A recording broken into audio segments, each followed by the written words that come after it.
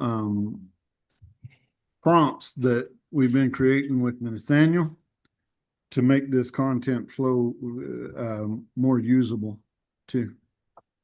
That should have come up now on the YouTube. Are we live there? Don't see yet. Let me refresh.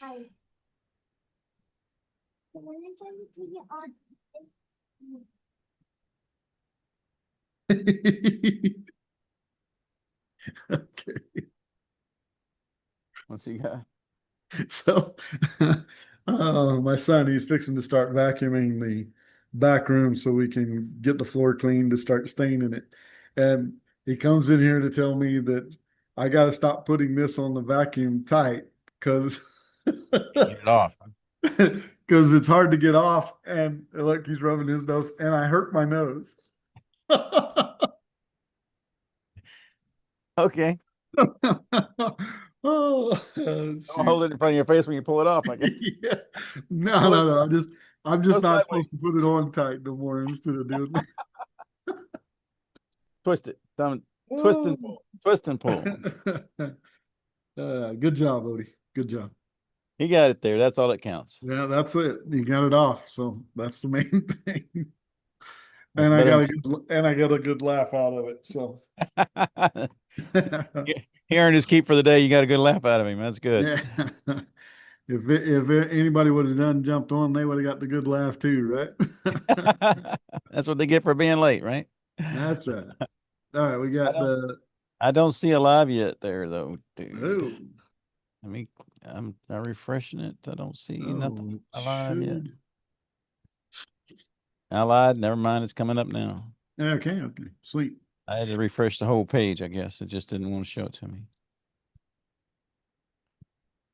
All right, sweet. Well, We as we got a give lot. people a few minutes here to jump on, might as well throw out there, people, if you want to jump live on the Zoom with us, we would be more than happy to have you and answer the questions. Just DM us for a link to get on here live with us so you can ask us questions and play live with us. Live on the Zoom with us, we would be more than happy to have you and answer the questions. Just DM us for a link to get on here live with us so you can ask us questions and play live with us. Live on the Zoom with us, we would be more than Or you can put it in the Oh yeah, we need to start putting it on the put it in YouTube, and I'll try to watch it and keep up with that every once in a while. Coco. Yeah, put it on. If you want to drop it in that chat on YouTube now, it's probably a good idea to do that. Bill, if you can do that real quick, and then figure we got a couple minutes, we could probably chat or two. Got to mute the thing. YouTube, and I'll try to watch it. Yeah, put it on. If you want to drop Mute. There we go. We're talking on top of ourselves. Yeah. I got too many things open. Don't gotta wait till I get through talking over there to talk here, right? All right, where's my page? It's open. I got to get back to my questions or I'm gonna be lost. It's all good. Well, while we're waiting on people too, Bill, learning a lot about AI this week, man. What's the best tip you can give somebody there? Oh man, it's going like crazy. You got to be on it. It's the way of the future, man. It's definitely the way of the future. Definitely see how it's going to replace a lot of people's jobs. I mean, not that it's going to take their jobs, it's just going to replace them. The people that are going to get the higher paying jobs from the jobs that are replaced are the guys that's going to be able to know how to run the AI program. So the AI can do the job, most of their job, and they just point it to where they're doing the 10%. And obviously they're going to make more money because the company could do that with, 4, 6, 8, 10 less employees. So you get the benefit of being in front of the curve. So. If I could just find where I'm supposed to be on one of these stupid tabs. Here we go. Finally. Okay. Cool thing about it is with the way it is already, the future's already here. And if you're waiting, it's passing you by pretty fast. I mean, even with us not waiting, it's passing us pretty quick, and we're trying to get it all figured out. Yeah, running full steam, still can't get there from here. All right, drop that in the chat of your.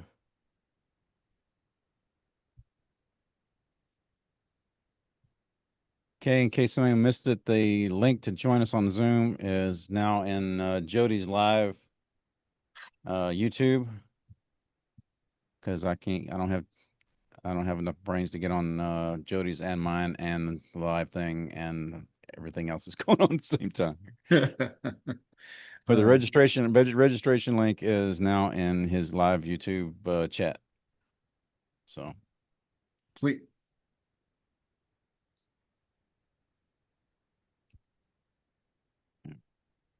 Cool. should be there now, I think. Well, Yeah. we're about 3 minutes in. Give them a couple more minutes. You took a trip recently, Bill. How was the trip itself? I know that obviously time with family is just invaluable. So the driving itself, it was a long drive for you. How was that, man? It's 2 days there and 2 days back. We stopped off in Kentucky on the way, there and back. Highly recommend that part of town. That part of Kentucky is beautiful. What part of Kentucky did y'all stop in? Elizabethtown. Oh, sweet. One of the few almost big towns. It's not too big town. It's about an hour or so north of the Kentucky border from Tennessee, and it's pretty. It's a pretty country. It's a nice little town. Elizabethtown is big enough to be big enough and not too big to be crazy. So it's a nice little place. So that's pretty much where we stop every time we go through there. So it's about halfway from here to New York. We go to up by Niagara Falls area, and it's pretty good. It's two full good 10, 11-hour days. It's a good long ways each day. So it's a beautiful country, but Big long long days, and you didn't stay in the state of Texas for that too, right? yeah. Yeah, you can spend a whole day and a half just getting across Texas, no doubt. Yeah, been there, done that. Long time ago, back in the mid-90s, I drove a truck in Texas. Literally, I put in 20-hour days and never left the state of Texas. And all in a straight line almost. Yeah. Yeah, just about. Yeah, I'm an hour and a half or about an hour from Shreveport, and it's still a 12-hour drive from here to El Paso. So Wow. that's Yeah, and 13 that's not even the long route. If you were down that's further by 13 or Houston, 14 that's the hours. long route. Okay, just going across the Yeah, just going across the side. Shreveport to El Paso is about 13, 14 hours. That's if you don't Long get enough. you stop and go to the bathroom. All Well, right, cool. we're about 6 minutes after. I think we 6 ought to minutes get this in baby here, cranking. and so let's get her rolling. Y'all are with Bill and Jody, and this is our Bank on Purpose podcasts. Okay, I'm Texas Bill, and today we're talking about something every lender wants to know, and it's how do we get our money back when we lend on deals? When the deal ends, how do we get our money back?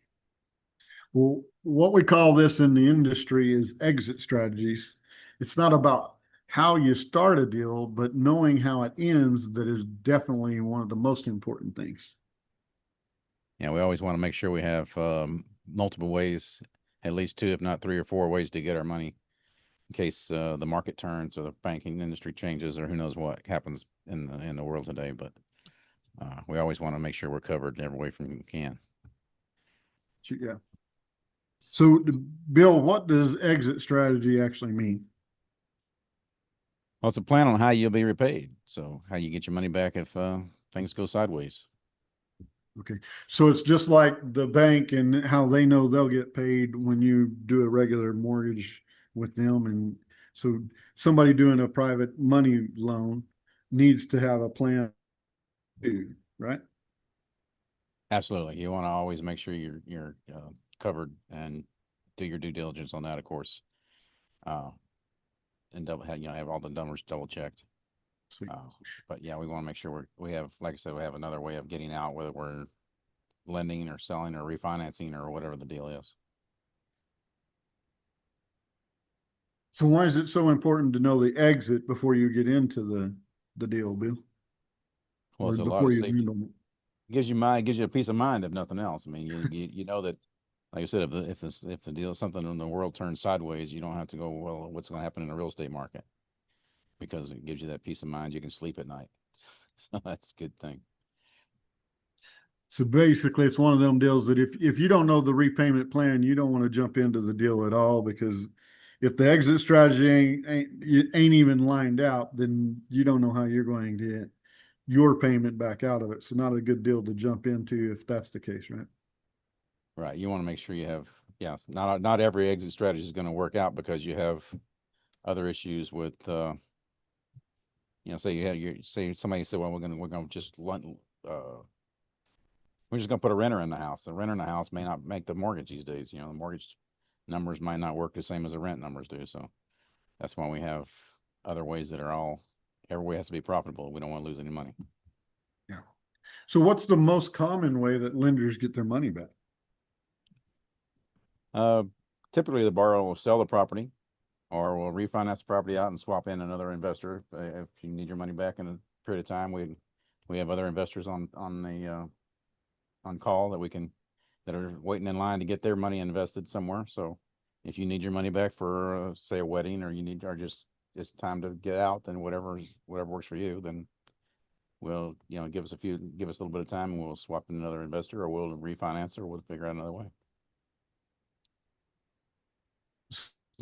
On the sell part, basically the sell, it basically pays off the loan just like a normal mortgage if it sells. And then if the investor isn't selling, then basically they'll want to refinance the loan or swap it out with another investor to make sure they got their money. And of course, either way, they get their money paid off at closing, right? Absolutely. So what happens to the borrower if the borrower can't pay? Well, that's where you're protected with the deed of trust, Bill. That's why we always have a higher aftermarket value than the loans are for. You want to make sure that you got plenty of spread there, so you can give a little if you have to, but the goal still is if you end up having to take the property back, make even more money is just a no-brainer, right? So that's where the exit strategies come into play. So we get things to work. Can I choose a short-term or long-term exits? Yeah, I mean, some lenders do 6 to 12 month deals, and others are like 3 to 15 year, maybe even 30 years, depending on obviously how they're um, wanting their portfolio to move. Some people want to be more active, and that's going to entail the 6 to 12 month deals. There's people that, hey, I'm an investor investing with my Roth. That's a solid um, return on my investment. Let's let it ride that 30 years. It all depends on the investor and what they're trying to do and their goal. And of course, how much they want to work at it. The guy that wants it to be mostly passive is going to set it for the longer term versus the person that, I'm hungry. I want them deals faster, that short term. And of course, that requires more work because now you're underwriting those deals every, 6 months, 12 months to put that Not money only to that, but work. every time you take your money out, it's sitting there idle. It's not making a single penny until you get it right back into another loan. So, Touche. and there's another period of maybe 2 to 6 weeks where it's got to go through closing and everything else. So that's 6 weeks as you didn't make a penny on it because you were waiting, your money sitting there on hold waiting to get in the deal. Yeah. Little Honestly, less. I'd never thought about that way, but yeah, that's time your money's sitting there not growing, is even if it's 6 weeks. But if you haven't even got it lined up yet with what it's going to go into next, and it could be 3 months down the road, that's a lot of sitting for your money not working for you. That's right. We try to keep you invested, but just in case, it takes time to get all the closing, and when that's not something we have a control over. It's up to the title companies and things like that. So Yeah. And then again, we might not have a deal that's ready that that meets your criteria, meets our criteria, and we don't want to just throw you into something that's going to risk your money in any kind of way. So we're always going to be watching over you and us. Yeah. Limit their risk and ours. You don't want to be in an unprofitable deal no more than we do, right? You don't want to rush it just to get your money back in play. We want to make sure it's a good deal. Yep. So what about early payoffs, Bill?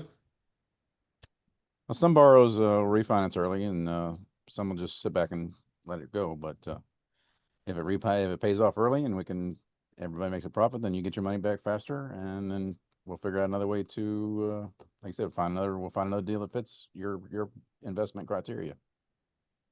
Nice. And so do you keep earning interest until the day that you're paid back, or? Absolutely, it's we do interest only loans.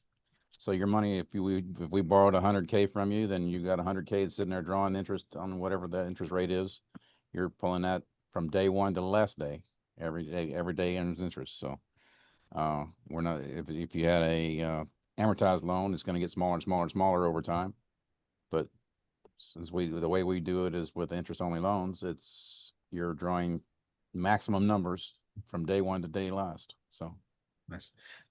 That is also why the returns are predictable too, because it doesn't have to go through a whole mathematical calculation like the immortalized ones, and you know exactly what you're getting every month. And then when the payoff time comes, you know that you're still owed your initial amount that right. you invested too. So you got interest for all that time, and then we turn around and give you your 100K back, yeah, yeah. or we find another way to invest it.